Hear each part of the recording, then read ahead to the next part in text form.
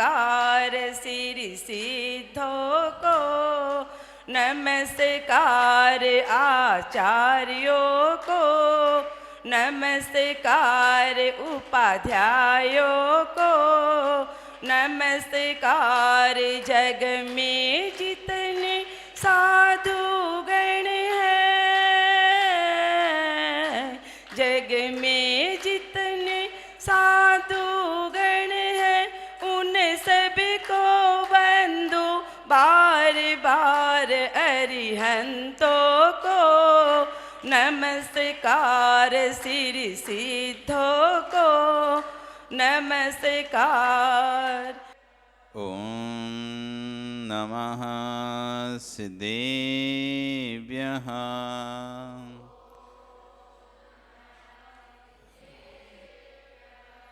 नमः श्रीवर्धमानाय निर्धूतकलिलात्मने, सालोकानां त्रलोकानां यद्विद्यादर्पिणायते, सालोकानां त्रलोकानां यद्विद्यादर्पिणायते। नमो अरिहन्ताणं नमो सिद्धाणं नमो आर्याणं नमो वज्रायाणं नमो लोये सव्यसाहुणं। बोले अनंत अनंत से परमेष्ठी भगवानी की, आदिरम आदिनाथ भगवानी की, वर्तमान शासन महावीर भगवानी की, आचार्य श्री उमा स्वामी महाराज की, आचार्य विश्व सागर जी महाराज की, अहिंसा में विश्व धर्म की।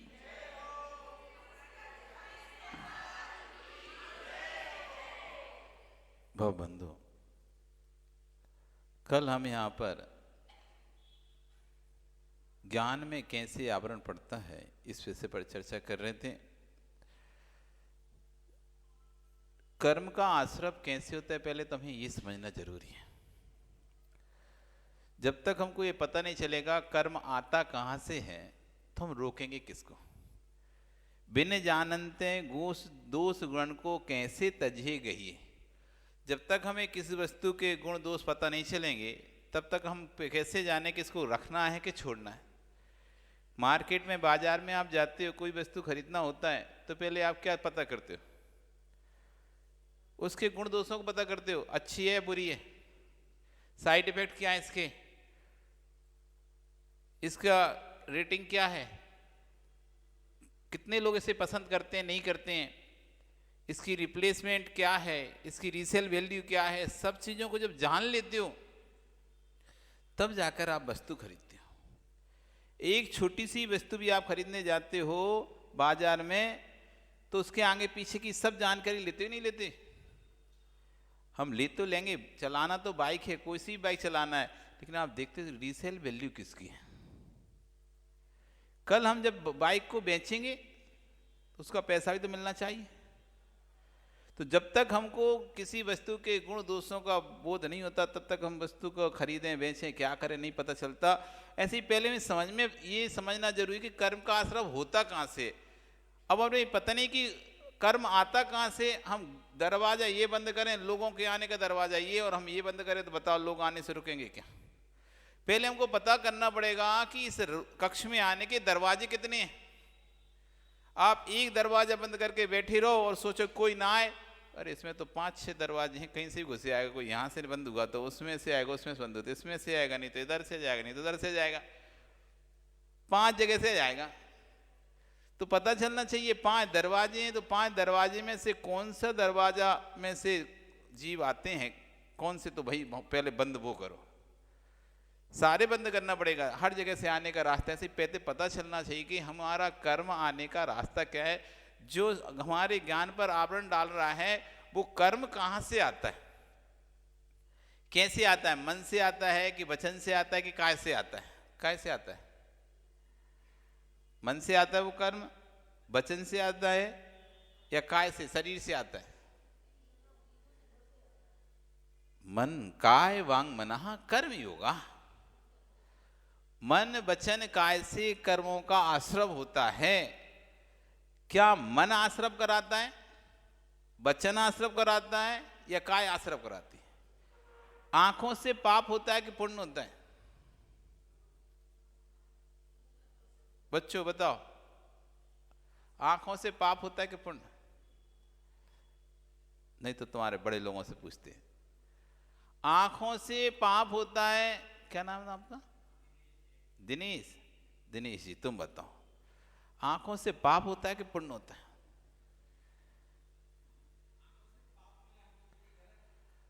आंखों से क्या होता है, पाप या पुण्य? मन वचन काय से आश्रव होता है ना? किससे आश्रव होता है? मन वचन काय से आश्रव होता है। तो आंखों से कौन सा पाप होता है? हिंसा, झूठ, चोरी, कुसील, परिग्रह, 5 पाप होते हैं। इन आंखों से कौन सा पाप होता है? हैं? इन आंखों से कौन सा पाप होता है? क्या नाम तुम्हारा? मनीष बताओ, इन आंखों से कौन सा पाप होता है 5 पापों में से? हिंसा होती है कि झूठ होता है, कि चोरी होती है, कि कुसील होता है, कि परिग्रह होता है? कौन सा पाप होता है? कोई से नहीं होता इनसे। 5 पाप होते हैं आंखों से। कि 4 होते हैं, कि 3 होते हैं, कि 2 होते हैं, कि 1 होता है, कि कोई नहीं होता है? ऑप्शन है तुम्हारे पास। हाँ सोच लो, अड़ोसी पड़ोसी से पूछ लो, फ्रेंड फोन फ्रेंड कर लो। आंखों से कितने पाप होते हैं? 0। कौन है भैया ये हीरो हमारा? आ जाओ आगे, बहुत बढ़िया। कोने मत बैठा करो, कोने में सुनने वाले पाप का बंद करते हैं। क्यों? उनको दिखता नहीं है और हमको भी नहीं दिखता है। आंखों से कितने पाप होते हैं? कोई पाप होता है क्या? आंखें लाल करके तुम देखोगे, हिंसा पाप लगेगा नहीं लगेगा?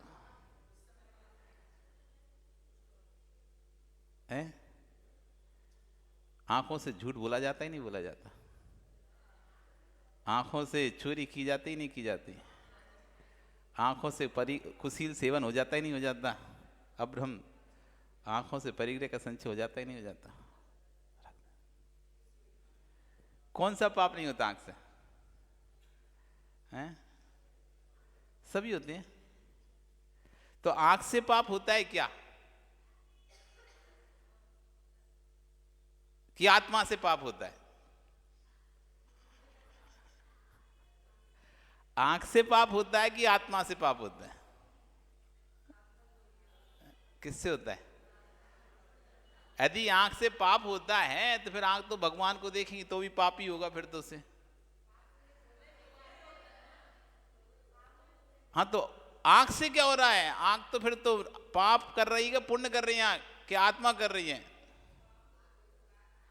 आंख कर रही है, अक्ष कर रही है या अक्ष कर रही है? आत्मा कर रही है या आंख कर रही है? पाप पुण्य का बंध आत्मा कर रही है कि आंख कर रही है? पाप पुण्य का बंध आंख को हो रहा है कि आत्मा को?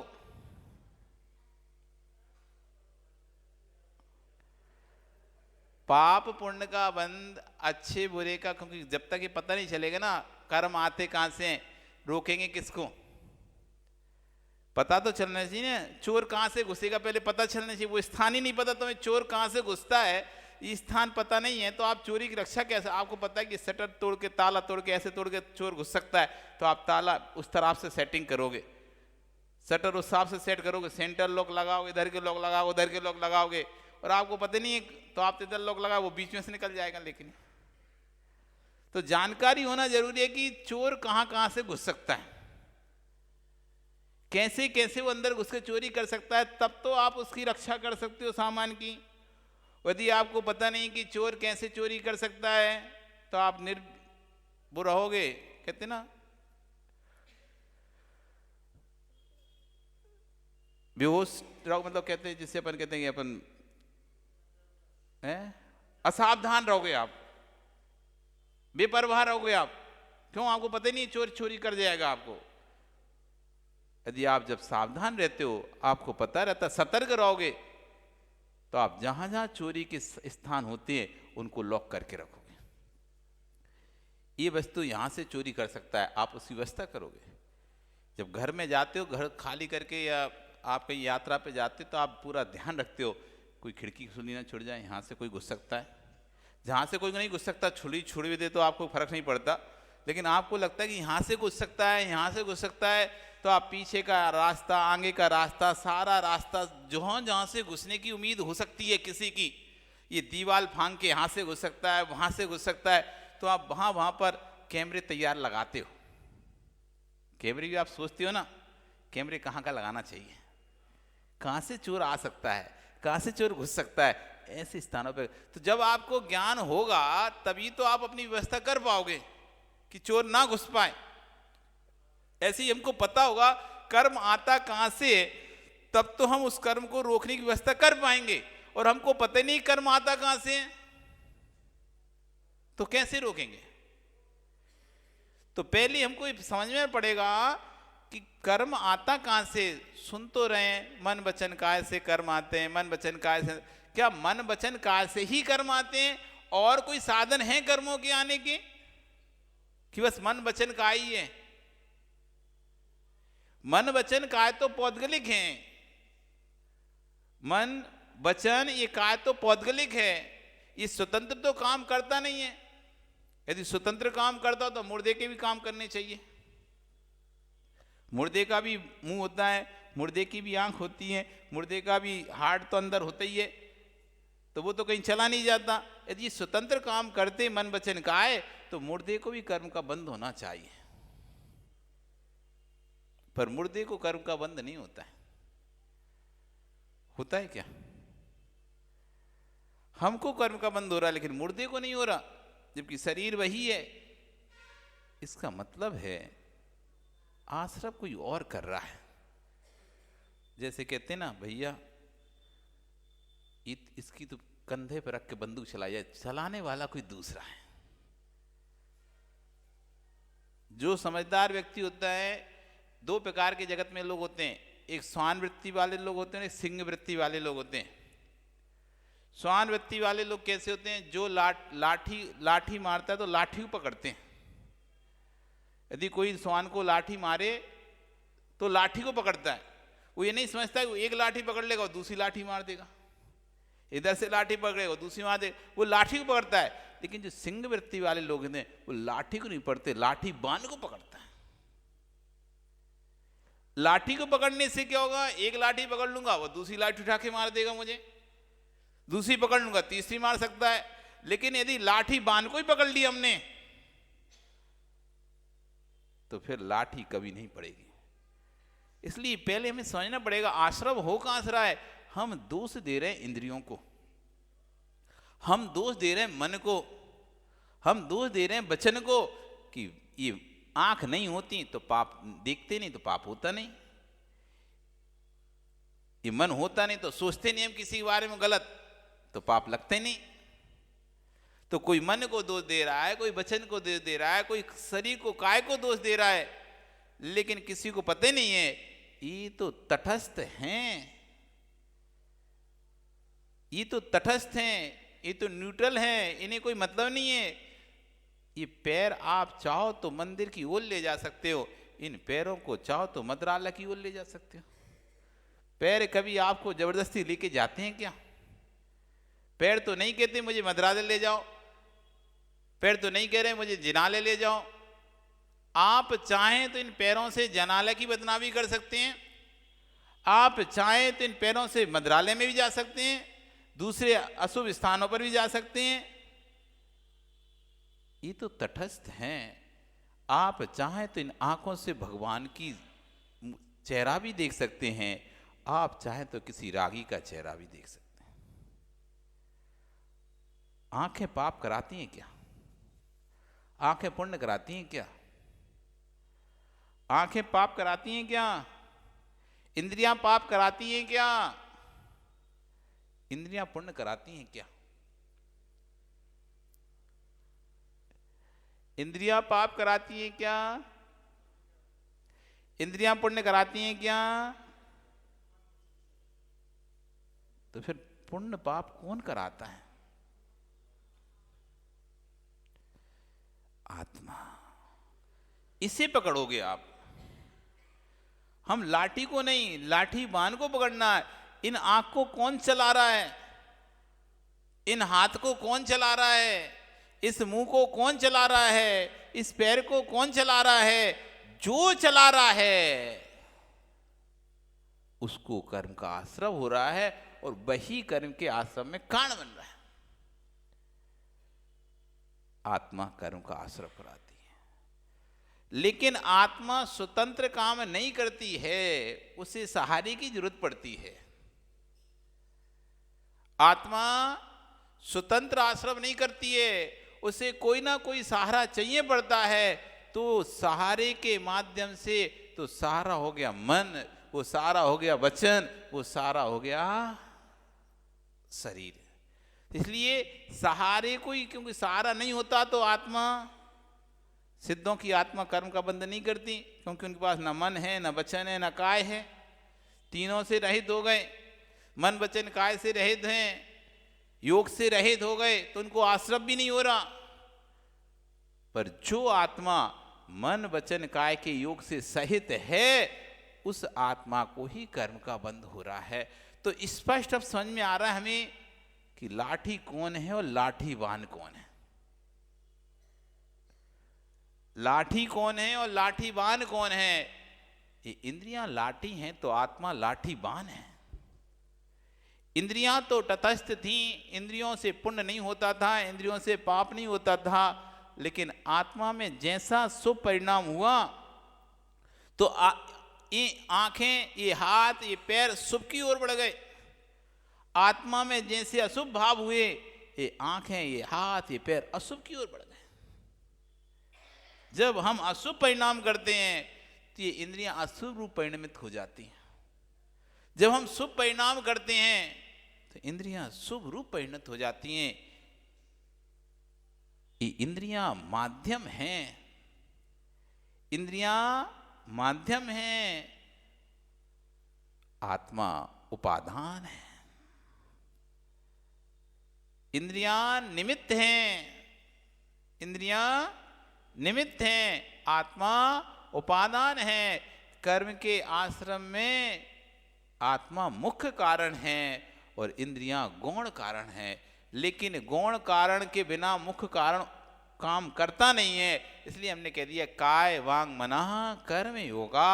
मन वचन काय से आश्रव होता है, जबकि मन वचन काय से नहीं।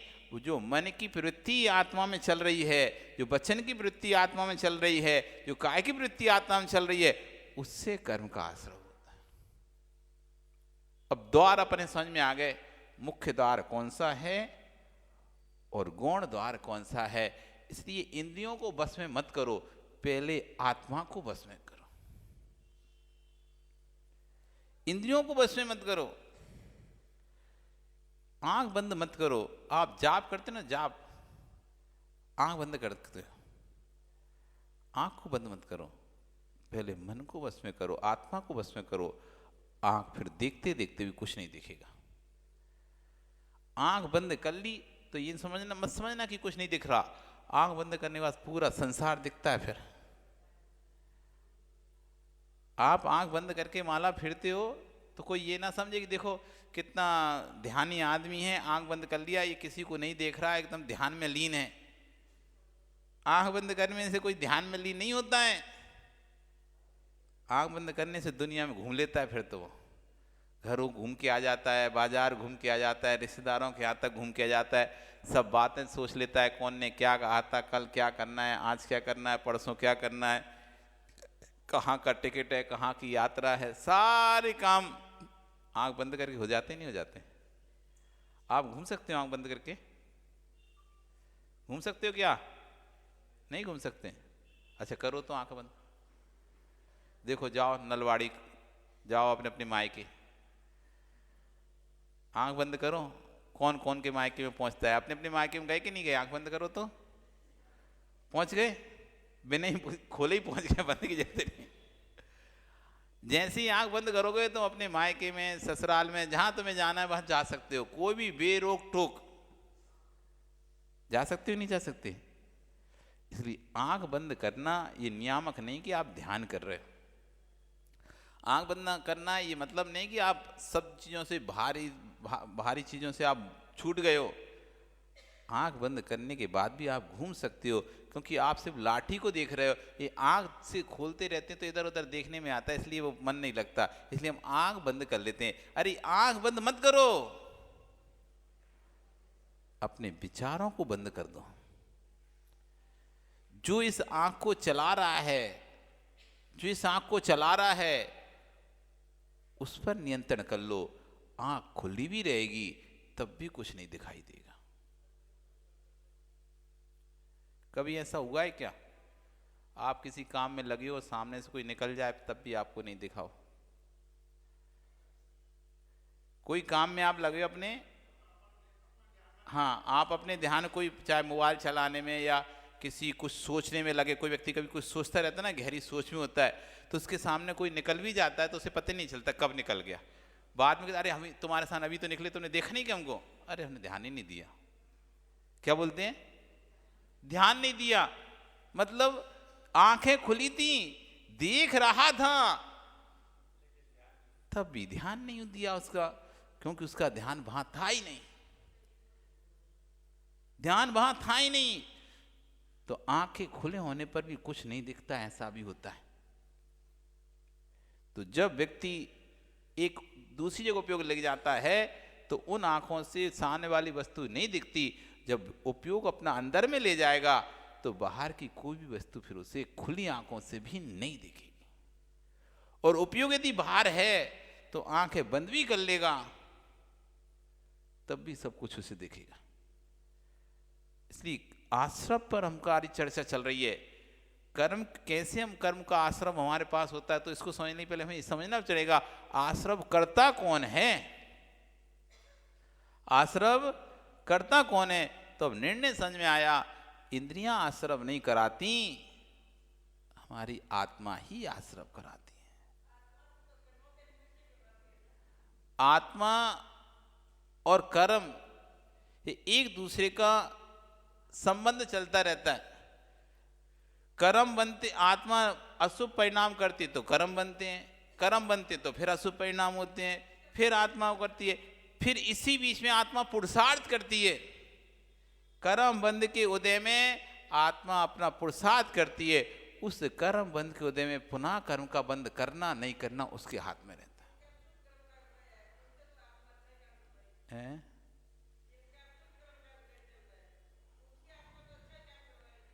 शुभ कर्म का उदय कर रहा है, हाँ, तो जिसका शुभ कर्म का उदय चल रहा है वो शुभ कर्म में अशुभ भी बंद कर सकता है, शुभ भी बंद कर सकता है।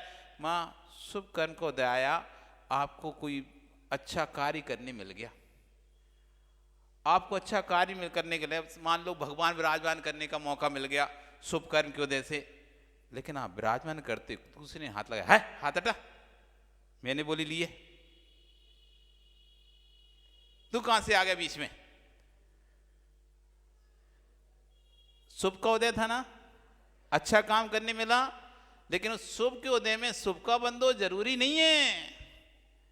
उस शुभ के उदय में तुम दूसरे से कह रहे हट, तू क्यों हाथ लगा लिया, धक्का दे दी तुमने, उसे धकेल दिया पीछे, मेरी बारी है, मैंने लिया है, बोली मैंने किया है, मैंने डांक ली है, तूने मेरी शांति धारा के लोटे से हाथ कैसे लगा दिया है? अब बताओ, शुभ के उदय में कौन सा बंद किया उसने? कौन सा बंद किया शुभ के उदय में? तो ये नियत नहीं है कि शुभ के उदय में शुभ का ही बंद हो, शुभ के उदय में अशुभ का भी बंद होता है। शुभ के उदय में अशुभ का भी बंद होता है और अशुभ के उदय में शुभ का भी बंद होता है।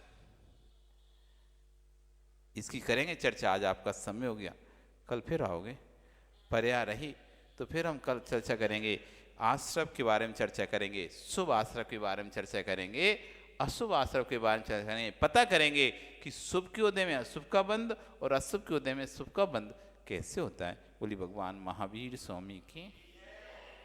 चलें जिनवाणी स्तुति।